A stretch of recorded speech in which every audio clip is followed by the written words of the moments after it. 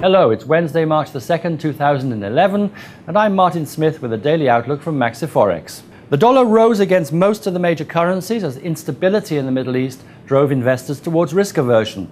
US stock markets closed negative as the Dow fell by 1.38% and the Nasdaq by 1.61%. Crude reached a two-year high to close at $100.55 a barrel. Gold reached a new record to close at $1,431.20 an ounce. Today, Fed Chairman Bernanke is expected to speak, along with the release of the Beige Book, and the ADP non-farm employment change is expected at 163,000 versus 187,000 prior. The euro fell versus the dollar over the euro as Middle East unrest threatened to spread to Saudi and Iran. Unemployment came out at 9.90%, better than expected, 10%. However, the euro couldn't break resistance at 138.50. Only if it manages to do this will it push the pair higher, otherwise a rebound back to 137 zones is possible. Overall, the euro-dollar traded with a low of 137.62 and a high of 138.53. Today, PPI is expected at 1% versus 0.80% prior.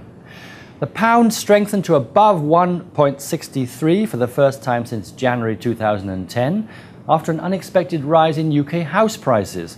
Manufacturing sentiment was also at a record high, boosting speculation that interest rates may rise. Only breaching resistance at 163 will push the pair higher, otherwise a rebound back to 162 zones is possible. Overall, the pound-dollar traded with a low of 162.51 and a high of 163.28. Today, no major economic data is expected. The dollar rose against the yen after good US economic data was released. Unemployment rate came out at 4.90% as expected. Breaking support at 81.60 might extend the decline in the pair until 81. Overall, the dollar-yen traded with a low of 81.72 and a high of 82.23. No major economic data is expected today.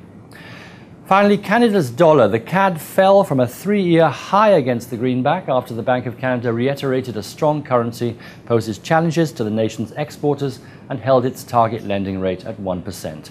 The interest rate also came out unchanged at 1%, holding below the support level of 0.9770 might extend the pair's decline.